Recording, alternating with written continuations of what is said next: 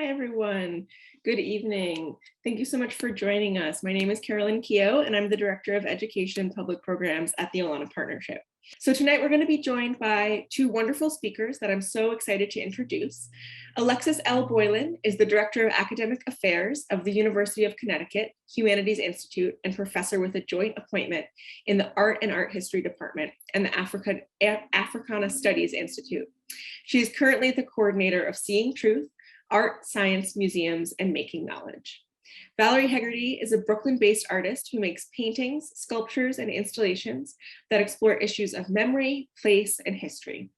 Her work has been exhibited at the Brooklyn Museum, on the High Line, and at MoMA PS1. Valerie is also a valued member of the Olana Partnership's National Advisory Committee, and her work in many ways, I think, serves as a thread between our contemporary moment and the 19th century, with which we're all very familiar here at Olana. I'm so excited to welcome both of our great speakers this evening, and I invite them to share their insight on the ways in which examining our shared histories can help illuminate the at times complicated nature of our present times. So thank you both for joining us, and I'll turn things over to Valerie, who's going to start us off with a short presentation on her work. Thanks, Carolyn. Thank you, everybody, for coming. Thanks to Carolyn and Gracie for organizing, and Olana for hosting, and Alexis Boylan for joining to have a chat after. So I'm going to share my screen.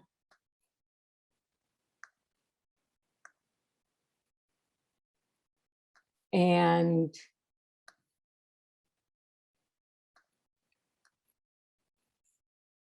I'm going to talk about some older work first and then transition into the work I created during the pandemic. So this first piece is called Childhood Bedroom. It's based on the bedroom I grew up in, the house I grew up in. And this is an example of my earlier work right out of grad school. I was making these spaces in galleries that looked like there was renovation or demolition happening, but actually everything is made out of paper mache and cardboard. So my childhood bedroom had been painted 3 different colors throughout my life: pink, blue, and yellow. So that's where I got the color scheme. And then I measured the door and the window and recreated those out of cardboard and paper mache. So that they were in effect these 3-dimensional paintings, but they were also very confusing to the viewer who wasn't really sure what was happening, if this was found under the walls. Eventually, once you got close enough, you realized it was more of a collage and an artwork. So I was doing this type of work, which shows my interest in my own personal history and place. And I wanted to show that because I circle back during the pandemic with this type of interest. So when I was doing that site-specific installation work, I was asked to be in an art fair where I wasn't allowed to glue paper to the walls and floors, which prompted me to make a work that launched a whole new body of work based on 19th century landscape painting. So my idea came from seeing these 2 articles in the New York Times side by side in 2004, and it was about a rare sighting of an ivory-billed woodpecker that was thought to have been extinct. I think it actually is extinct at this time. But in 2004, somebody had seen one. They were becoming extinct because of the logging in the South after the Civil War. And side by side in the newspaper was a picture of a military graveyard in Iraq. So seeing those 2 images next to each other with the holes in the helicopter or the tank next to the woodpecker gave me this idea where I took a grand masterwork from Bierstadt of the Sierras. And we sometimes hear about them in art history talked about in terms of manifest destiny or illustrating this ideology of manifest destiny, that it was the white settlers' right to move westward. So often in these paintings, there's a divine looking light source, as if God had ordained this migration westward. It looks like virgin wilderness. There's no sign of any other people in the scene, which we know was not the case at the time. And the landscape was presented as abundant, kind of endlessly abundant. So I wanted to take that painting, I recreated it myself, painting it the same scale in acrylics. And I wanted the painting to look like it had been blasted with gunfire, machine gun fire, because we never see American artworks damaged by war, where we often see them in other countries, especially the Middle East. So I wanted the viewer to initially think this was war damage, but only until they started looking closer would they discover the culprit was a little downy woodpecker. So woodpeckers are actually looking for insects. So there's an implication that there's an infestation in the painting, pointing to the manifest destiny ideology. Also, maybe the woodpecker was fooled by the mastery of the painter, thinking these were actually real trees. So the work could be entered on different levels. And also because of industrialization, maybe the woodpecker is getting revenge on this idea of manifest destiny by destroying the painting. So the next piece I did was on a project on the High Line in New York, which probably most of you know is elevated train tracks on the west side of Manhattan that were abandoned for many years once the railroad was shut down between upstate and Chelsea, and interstate shipping became more popular for moving goods. So this elevated railway was left abandoned for many years until it was more recently renovated and opened as a park. So I wanted it to look like a Hudson River Valley painting had maybe fallen off the last train car and had been abandoned up on the railroad tracks also. And over time, it started to decay. And it's the stretcher bar, the structure behind the painting, started turning back into branches. So actually this view through the painting is to the industrialized view of the Hudson River now. And this was based on this painting by Cropsey. And so it was out on the High Line for a year. And actually that's when I got a call from Alana saying the president wanted to meet with me because they had seen this painting, this project. And I actually thought I was going to get in trouble with a copyright issue or something. But when I went to see her, she was saying that Alana was excited that I was inspired by using a 19th century painter. So since 2009, I've been on the National Advisory Committee. This was another piece I made. The fireplace is made out of paper mache. It's based on a federal type fireplace in the Met. And then hanging over it is a Frederick Church iceberg painting. So I was thinking about somebody sitting inside this European interior while looking out and examining another place that's been exoticized. So the act of looking becomes very aggressive. Here's the iceberg painting by Frederick Church. And the harpoons talking about conquest or exploration become very aggressive with the, and also I thought of them like paintbrushes. And the one harpoon hitting the bullseye unleashes debris and other dirt coming out of the middle of the iceberg, referencing the exploitation of other places through this act of exploration or colonialism. Here's Cracked Canyon. It's based on a Thomas Moran painting. Again, I paint the paintings, I copy them out of books using a grid system. And I wanted this one to be a rift going through a painting that already showed a rift in the landscape. And actually this painting would work really well now in the context of today with the polarization of the political parties. Here's another piece called Niagara Falls. I was also interested in this concept of the sublime being a mixture of fear and awe. And Niagara Falls is often talked about in terms of the sublime, or these landscapes are talked about in terms of the sublime. And so I wanted it to look like as if this landscape, this painting had gone through a sublime event itself. Maybe more of our contemporary sublime, we're having all these cataclysmic weather situations like Hurricane Katrina. So maybe the painting went through one of these events. Here's Teetering Trees, based on an Asher B. Durand painting. Maybe it's getting chopped down from logging. Maybe it's a beaver about to topple the painting over.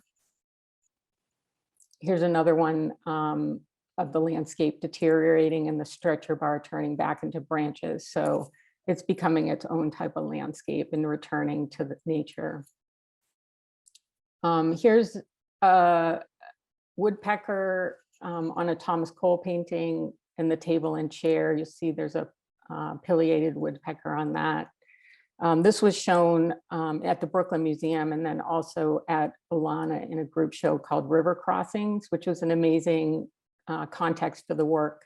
It was hung in a salon style dining room, a dining room that's hung salon style with all types of old 18th and 19th century paintings.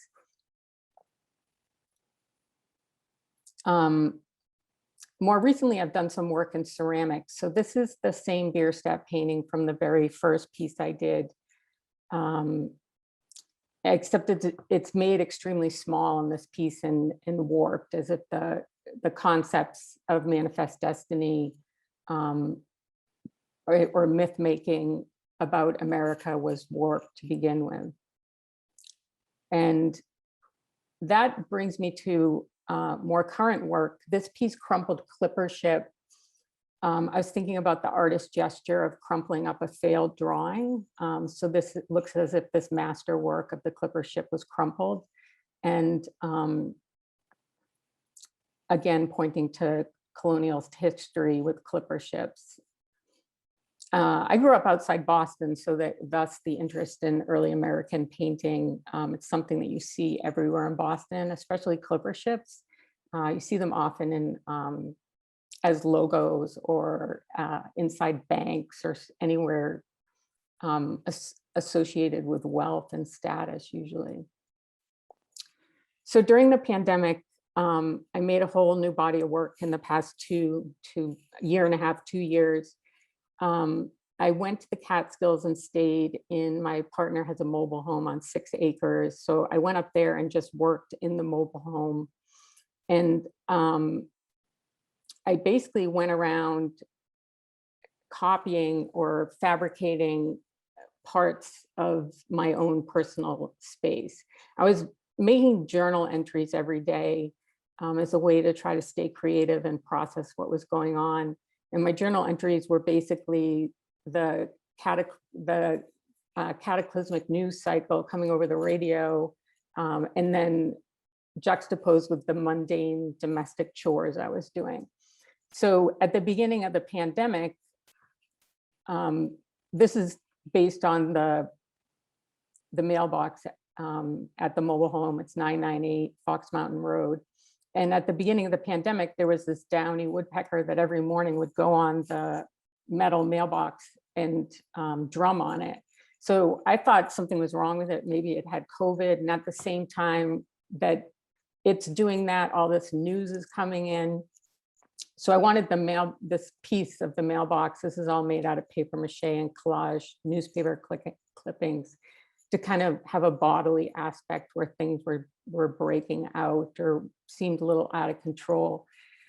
And I found out later that woodpeckers drum on metal and hardwood in the springtime to mark out their territory. So that's what the woodpecker was doing, and to attract mates.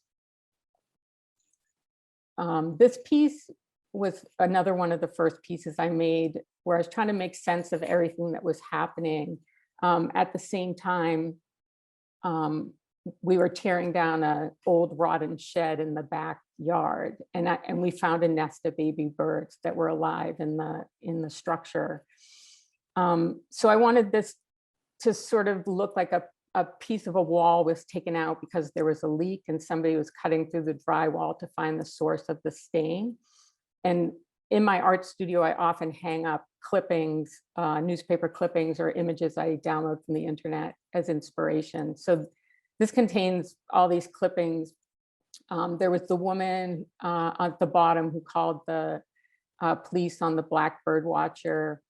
In the middle is a picture of me in the home I grew up in, which was filled with Americana, and had this Americana eagle wallpaper, which is what you see as the second layer. So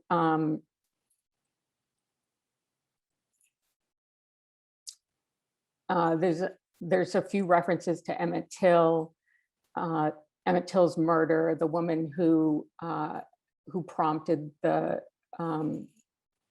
killing of Emmett Till came out recently to say that she had made some of it up. So thinking about all the racist protests, all the issues around racism that were happening, thinking about like, what's my story to tell? I put in an article about Danaschutz's the controversy with her painting at the Whitney Biennial when she painted a picture based on the photograph of Emmett Till. So thinking about like going through the wall, finding my own personal history, which has this Americana wallpaper. And as you go through more layers, you find this nest of baby birds that's living within the structure. And behind that is newspaper clippings from Emmett Till's murder. So I was thinking about like, what do we feed our children? Maybe the birds are also hopeful that, you know, life carries on. Here's Teapot with clipper ship. I was thinking too about colonialism and racism and how does that enter the home? You know, there's all the news around taking down the monuments, but once they're taken down, how does all this white supremacist ideology enter the home? So here's the teapot pouring out the water where the water has a memory of the clipper ship, when you could have any association you want or you may have with the clipper ships, whether it's the sugar trade, slave trade, adventuring on the high seas, the Tea Party. Here's another monument. This is based on Robert E. Lee's Horse's Head. So again, thinking about like, once the monument's taken down, what are the traces that are left? I was also thinking with talking about melting down monuments, that's how metal gets in the groundwater, and that metal would be diverted to a lower income neighborhood as a form of environmental racism. This is based on the sink in the mobile home, sink with teapot, mug, and spoon. This was kind of a meditation on grief and mortality. The mug, the teapot, and the spoon are placed at 3 different heights that are equal to the heights used in Ikebana flower arranging, where the bottommost flower is about returning to the earth, the middle one is about being human, and then the highest flower would be about reaching the heavens, and that would be the spoon sort of rising up. This is COVID refrigerator with flowers. I was thinking about the act of putting flowers, florists put flowers in refrigerators to preserve them. And I was just thinking about all the deaths. I knew several people that died. And so this is as if somebody was returning from a funeral and putting a flower in for each person, and eventually the refrigerators filling up and opening up.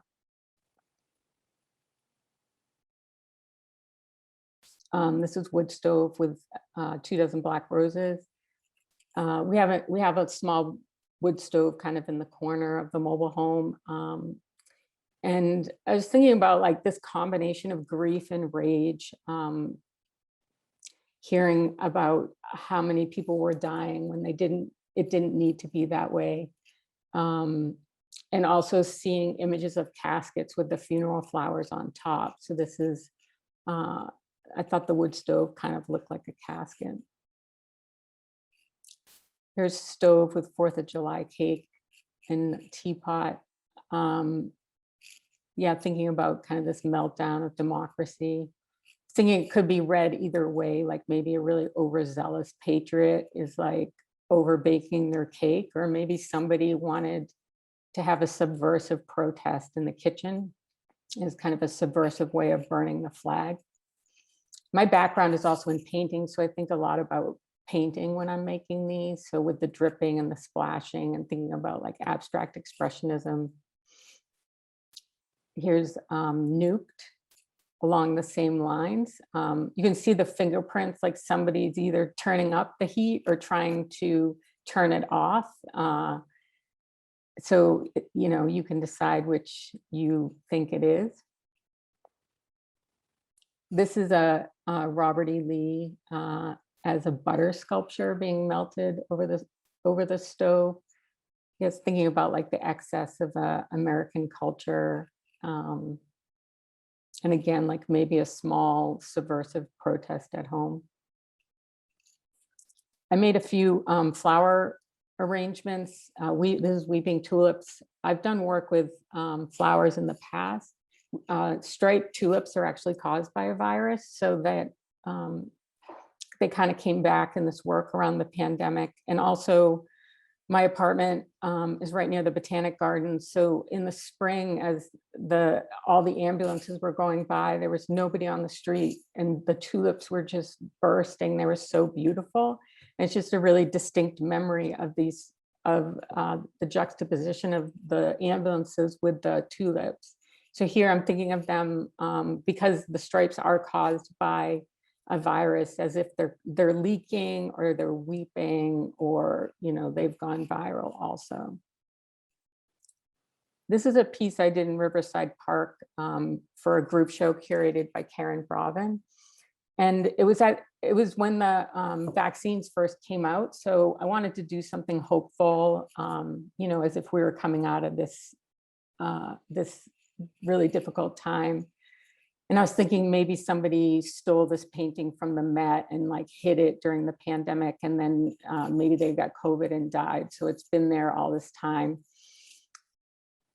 And there's a white pigeon holding a flower on the corner as New York's, my version of a New York dove. And the painting's now bursting with life. So I'll wrap up by just showing a few in-process images. So I was basically working in the kitchen to make this work, and I would just measure the architecture or the appliance and make the sculpture right in front of it. And you can see my cat, Mama, makes an appearance in a lot of these pictures. So here's the stove with the stove. Everything's made out of foam core and paper mache, and some of it is a 2-part resin clay. Here's the refrigerator with the refrigerator. And I also took, for the sculpture of my refrigerator, I took ephemera from my actual refrigerator and glued it onto the sculpture, so it becomes a bit of an index. Oops. Here's the clipper ship in the kitchen. Here's the mailbox. You see my other cat on the right. I really like the work in the context of my actual domestic space. I wish I could have shown it there. Here's a large piece in Riverside Park. I had to do it on the kitchen floor. It basically took up the whole kitchen floor. And this is the last image. It's Mama like to sleep among the storage of the sculptures. So I'm going to stop my share. Thank you so much. That was just so wonderful. I was fortunate enough to see Gone Viral in person, but it was great to revisit some of those works and have you kind of track some of the beginnings of your trajectory and also your relationship with Ilana. I want to just start off with an open question and invite you, Alexis, to respond. You know, I think as an art historian and someone who's thinking deeply about the ways in which histories are informing our own understandings, I'm curious if you have any initial takeaways or any initial responses to Valerie's work, maybe within the context of your own research and scholarship. It's such a great question, and I'm going to give you a terrible answer, which is like, I'm just like a super fan of Valerie's. Like, I probably should have all kinds of intellectual things to say, and there probably are professional things I ought to note. But I actually came across Valerie's work when I was working on a book called Visual Culture. It was for MIT's Essential Knowledge series, and there's supposed to be books that are sort of like introductions to sort of contemporary ideas. And so the sort of what is visual culture as sort of opposed to art history, or how do we use the term visual culture? And I found myself really, I was lucky enough to have, I could show whatever images I wanted to show. And I just kept coming back to Valerie's work in terms of thinking about memory and the way in which visual culture is so insidious in that it permeates so many levels of us, and we don't even really think we know things. I find this all the time with students, is that they'll walk into the classroom and they'll be like, I don't know anything about art history. Like, I don't even know why I'm here. I don't know anything. And they'll know a tremendous amount because they have eyes and they see. And images of landscapes of the West, or images of clipper ships. I mean, I'm not somebody who's particularly interested in boats, but, I feel like as somebody who grew up in, Pennsylvania, of course I know what a clipper ship is. And that the way in which I think there is this really, and this is actually the first question I wanted to ask Valerie, is actually about violence. One of the things I think about a lot is the way that visual culture is a kind of, it has all this possibility, has all this potential. It really can bind us together in amazing and positive ways, but it also can be a violence. It does real damage. It creates injustice. It creates stratification. It verifies truths that are not true. And I think that that's what drew me so much to Valerie's work, was the way in which she plays with violence and the violence of seeing. And so if I can just turn it around to you, Valerie, I actually want to hear what you have to say, because I actually am struck constantly by, you love to destroy your work. That you basically make a church to destroy a church. You make a Bierstadt to burn a Bierstadt. And that so much of your work is about dismantling objects. And there does seem to be a real sort of core of violence about the act of seeing and at art. And so I just sort of was wondering, I think that the glib way to say it is like, how self-hating an artist are you that you destroy, that you want to destroy art? But I actually think that there's something far more profound there that I would like you to talk about, which is what inspires this violence? Is it fear? Is it a desire to maybe retrack our visual culture? Where does that violence come from? Yeah, it's interesting to hear it put as violence, because it's obviously true. And also teenagers really like my work, I think, because of the aggression. I think it kind of started with how we're not supposed to touch things. We're not supposed to touch art. And that just made me mad, like as a kid. And not only are we not supposed to touch art, we're told what it means. It's put in a gold frame. It's like only certain people can afford to go to the museums. So if I want to explore a painting like with my physical body, like I'm not allowed to do it. But if I make something that looks like it, I can do it that way. So I think I can't go up and punch a real Bierstadt, but I could make one and do it. And it's my exploration. Like there was actually a letter to the Wall Street Journal about my Bierstadt work, where somebody was like calling me like a liberal vandal or something, like, you know, what's next, that she's destroying artwork. And it's like, I made it, like it's mine, it's not yours. Like, but that's how invested people are in the narratives. So I think it comes from that initial impulse of like, this is untouchable. And also so much conservation goes into this veneer that it's also timeless. Like this thing is just forever, but it's really falling apart behind the scenes, like all the time. And there's a lot of people putting it back together constantly. So it kind of reveals maybe, I guess, that they are breakable. I think like, depending on how much art history, like I didn't know anything. I learned about Manifest Destiny in probably like high school, but it didn't really hit home till I took art history and like combined the idea with the images of the early American landscape.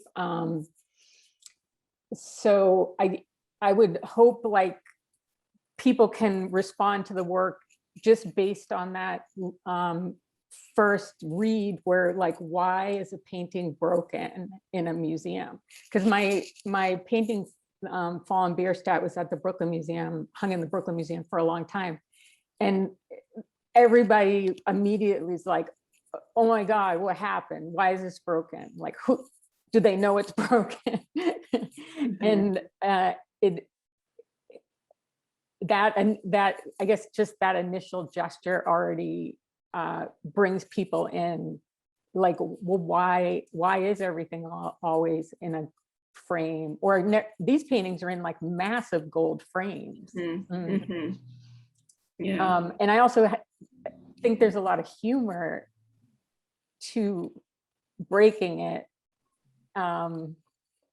like kind of maybe Dadaist, like performative. Like in my studio, it's behind the scenes, but I'm like, I can pick up a huge painting and just throw it around because it's made out of foam core. And I don't know, it's just, there's a lot of humor too, and in recreating it and then kind of doing whatever I want to it. I feel like inadvertently this question kind of addresses something that came through on the chat. Our TOPS president, the Alana Partnerships president, Sean Sawyer, asked, what I'm struck by in Valerie's work is the apparent joyfulness in the making, while the subject matter might be dark. And is this something that you feel? And it certainly sounds, I mean, talk about a process image. I would love to see you throwing a foam core Bierstadt. I mean, what an image that would be. But is joy something that you would say is inherent in the making or in the process? Yeah, I feel like I throw my whole body into it, which feels very joyful. And some of the work too, like I was thinking about like how neatly we put things on the wall. Like I also wanted the painting to be kind of like getting in your face more, like and then I'm pushing back on it. So yeah, I get a lot of joy out of making my work. Like I think there's dark themes, and you know, there's obviously very dark themes in history, but to push back on it feels kind of like a more, I don't know if joy is the right word, but like an act of protest. But it's also, I think, a lot through humor. Yeah, I mean, I have like a follow-up to the follow-up to the follow-up, which is, I feel in your work, there's also a subversive play with the space outside of the work, that in a way your work is also commenting on, I thought it was interesting when you noted and showed a picture of the house that you grew up in, that you said like that your house had a lot of Americana growing up in it. And I was thinking about Oleana and but just museums, period, and the way in which museums play such a big role in the creating of this idea of preciousness or timelessness. And that in the way in which I think that many museums now are also sort of confronting their own relationships to the violence of white supremacy and propagating all kinds of ideas about authorities, intellectual and otherwise, that have bedeviled our society. But I think, so I'm sort of wondering a little bit about your relationship to your pieces then hanging in the very spaces that you seem to be often critiquing, or do you not really think about these pieces as really critiquing museum space so much? I mean, there's something very interesting about making a piece that's attempting, or does, maybe I should say that does critique the way in which this art has traditionally been seen, and by whom and in what circumstances. Yeah, I mean, I think having it re-shown in a historic gallery is like the best context for it. Like the first image I showed of the collector that acquired the really large beer scat, they had these like grand chandeliers, and it was like perfect. But they weren't really focused on the critique. They were like really like the illusion of, you know, this woodpecker pecked holes in it. But I think the work's more surprising. If it's hung in a contemporary art gallery, you already know, like, it's not real, it's art, it's, you know, critiquing something. But like if it's within a historical gallery, I think it can hopefully change how you're looking at everything else, or just be more surprising too. Because somebody had told me they like went to get security to tell them the painting was broken. So that's ideal to work like the piece that was put in Olana, like that was just a perfect background for it. And even like looking at the work I did during COVID, like the perfect background is like my own living space. Like I'm not super fond of the white gallery thing. I mean, that's, you know, the idea is like it's like a blank slate that the work hangs on. But like when I first started making the peeling domestic interiors, it was almost in reaction to that, because at grad school, like all we did was paint our studios white, like over and over. And I thought like, oh, that'd be funny to do the opposite and just have this like crumbling romantic ruin like in my art studio. So that kind of started that type of work in reaction to like this idea that the space is blank. There was like nothing, there's nothing else influencing looking at it, which obviously we know isn't true, but yeah, I was going to say, I feel like in that context, you're calling even more attention to the kind of originating factors in the work itself, which I think makes it even more powerful in some ways. You know, I'm wondering, I know, Alexis, you have questions of your own, but I just wonder if we could circle back to that manifest destiny question a little bit, because I know, as I've mentioned to both of you, it's a conversation that we've been having at Olana, and it's one that really does come into play when we're thinking a little bit about Olana's 19th century context. And so I'm curious to hear both of your thoughts a little bit in terms of, you know, how you've navigated the legacy of manifest destiny in your specific work, Valerie, and Alexis, your thoughts about you know, the way Valerie's doing that and how we can grapple with some of those legacies concurrently at a place like Olana or at other historic sites and at other collections that are housing works that might, you know, come from this period in time with, for all intents and purposes, we're trafficking in ideas that, you know, have this element of violence to them. Yeah, I mean, I think with the work I was doing towards COVID, doing during COVID, that idea, or the reality that like I'm like a white European settler who benefited from Manifest Destiny is like a really uncomfortable thing to try to make work about, like, because I feel like it can't be from the other perspective. It has to be from mine somehow. So it brings me like back to like working with museum pieces, because that's how I learned history, basically, is through museums. Like that's how I learned about America, was like through museums. And it's harder to almost be more personal with it, because I don't want to tell someone else's story. So I don't know, it's still like something that I'm grappling with, like, even like making work that has to do with monuments. It's like, how do I do it? Like, because that ideology benefits me. So I don't know, Alexis, how you would. Yeah, no, I mean, I think it's one of the things that I appreciate so much about your work. I hadn't seen it before, but in the piece with the mailbox and the woodpecker, when you noted that you have several articles about Emmett Till, and then, which again was also, all of that was revealed almost concurrently with the George Floyd murders. But I actually thought what was really interesting was your inclusion of the Danaschutz controversy. And it actually strikes me just actually how very dangerous your work is, in that there is all around, as you were saying, that as a white woman who has in many ways, as all white women, as all white people have benefited from these systems of inequality, how do you confront them without pandering, without somehow stealing empathy or making it about your trauma? Or, I mean, that there's just a million ways in which there's a million ways to do it wrong, to do it poorly, to do it in a way that further exacerbates these differences.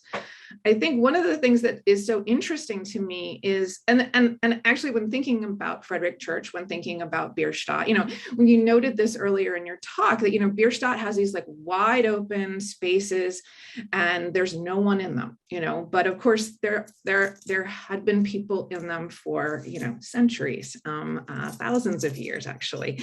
And the way in which so many 19th century images, and the way that actually I think so much that's insidious about Manifest Destiny is actually not images that are necessarily about indigenous peoples, but that images that disappear in indigeneity or race at all. Like there is no civil war, there is no indigenous populations, there's just nothing. It's all just an Eden for the taking.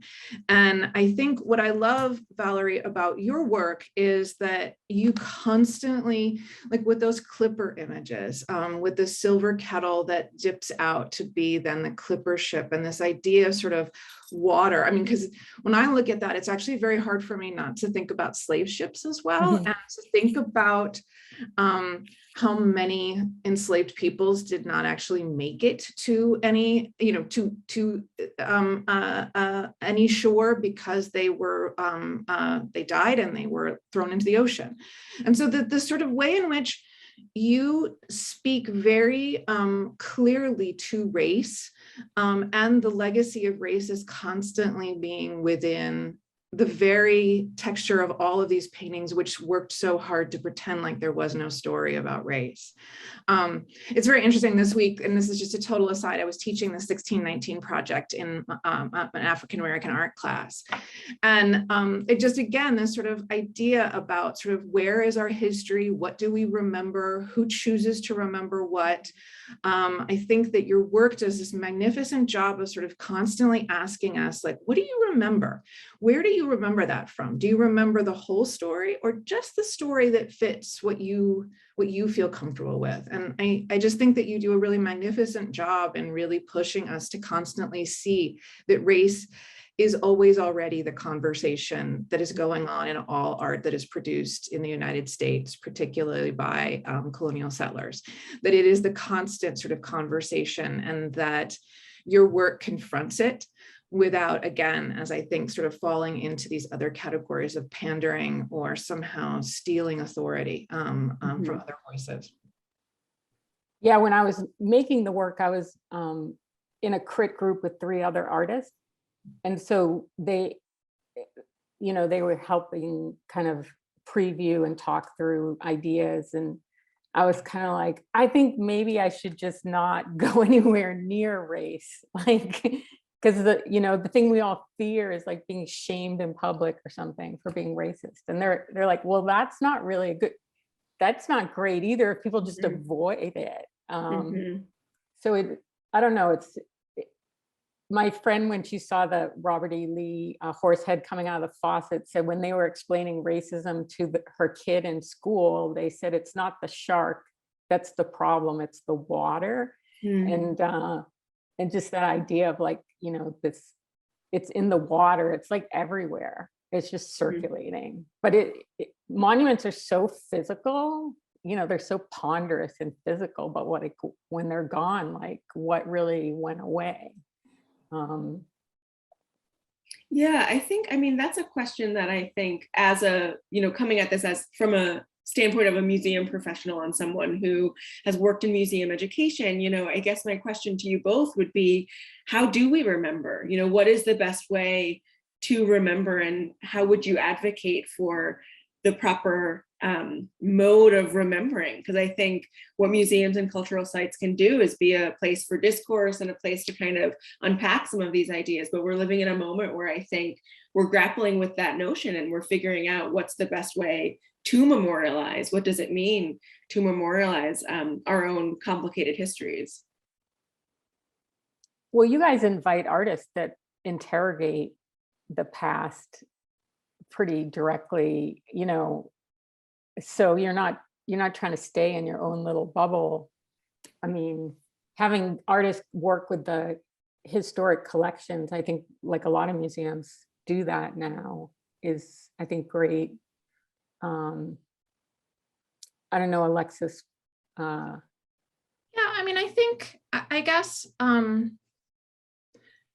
I think that one of the biggest problems and misconceptions that I think really does sort of, and I think many of us learn this in sort of grade school, is that history is true, that there are facts, and that the very idea that we could somehow get to the bottom of memory.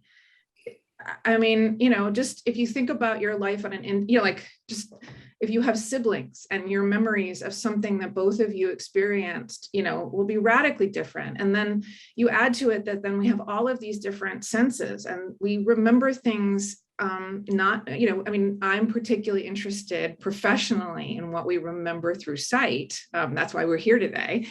But I think that I think that it's really important for us to start talking about memory as always political. I think that to imagine that there is some way that we could deteriorate that, or get to some truth, or come to some compromise and find something that would not be political, is, I think, a fantasy that doesn't actually take into account the way that memory works, and that actually then also how much agency we all have to create the world that we want to live in. That history is the tool by which we can speak to a past that is imperfect, and we can work to create a future that is better. I know that sounds really Pollyanna, and that's not usually those aren't usually my colors. But I would say that I do think that acknowledging that the work of memory and the work of museums is political. It involves beauty, it involves, legacy, it involves all these other things, but it is always political. It always has been. And I think that instead of hiding from that or feeling like that's a source of anxiety, I think we should embrace it and see it as possibility. That's what I see in Valerie's work, is that is that through continued visual dialogue, we can change meaning. We can make meaning more complex, more complicated. The goal in my mind is not to make like, oh, water's just water. Water's so much more interesting if we think about how it moves through us and through time and the way that it carries things and who gets access to water and all of those sorts of things that are far more complicated. And I think that's what museums and museum professionals and artists can do, is just sort of stake claim to like, this is a mess. This is really difficult stuff, but there's also beauty and love and kinship and peace in the mess. It's sort of why I love the violence of Valerie's work, because I do think that we're going to have to burn some stuff down before we can build some stuff back up again. So. With that in mind, we have a question that came in through the chat. Martha Bone wants to hear a little bit more about the cake in the oven. Speaking of burning things down. And I do want to make a small plug. We have about 4 or 5 minutes left, but if anyone has any other questions for our 2 wonderful presenters this evening, please feel free to submit them in the chat.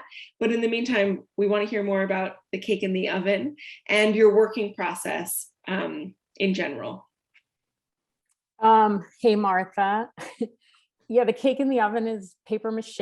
I made the piece, it was around the 4th of July, and when there's a lot of protests happening, thinking about something on fire in the house, causing the teapot to boil.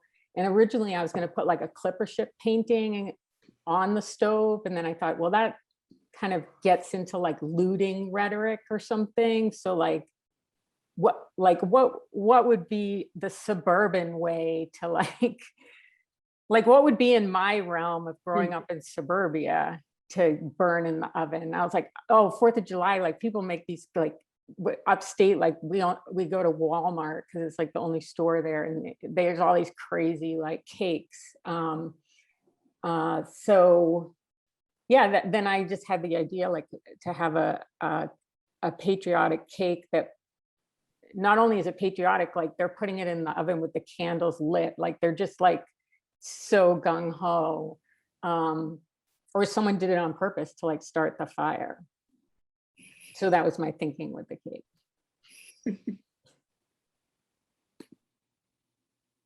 A working process in general, like sometimes I have the idea first of exactly what I want to do, and I make a Photoshop drawing and then start making it, and then inevitably it changes. Or sometimes I start something and it becomes something else entirely. Sometimes it gets thrown away. Like there's a lot of back and forth with the work. The sink went through like many versions of like what was in the branches until I found something that I liked. Well, I have to say, in hearing your words, Alexis, about kind of memory and history and how we can use these to make our own meaning. I mean, when I look at the work that you exhibited in Gone Viral, Valerie, I think so much about this work as a process of meaning making through such a strange and unusual time, and a way in which, you know, visual imagery and this visual content is being used to make sense of something that, for, you know, seems totally senseless. And I wonder if you could speak a little bit, just to finish us off, about that process for you, because, you know, the title of our webinar tonight was History Gone Viral. And I think there's been a little bit of an elephant in the room with the Gone Viral piece. Yeah, I mean, Gone Viral is referring to the pandemic. And for me, like making the work, I guess, was my way of like processing my anxiety and how I was feeling about different things, because it did start with like writing first. And I think the work is kind of based in writing in a way. They're like little short stories or something.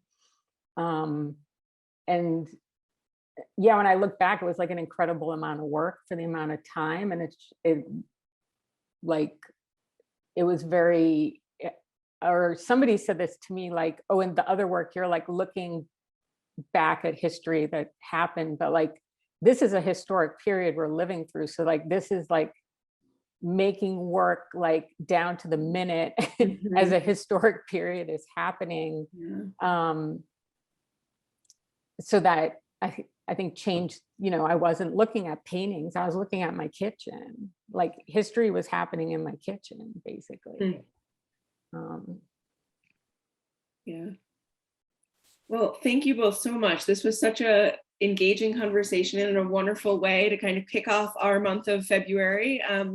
You know, it's something that we're thinking a lot about here at Alana, kind of how to interrogate these histories and how to think about ways to use them to inform and meditate on our current moment. So I think we definitely were able to do a little bit of that this evening. So thank you both. It was a real pleasure. Thank you, Carolyn. Thanks so much, Alexis. Take care. Thank you everyone for coming. Yes.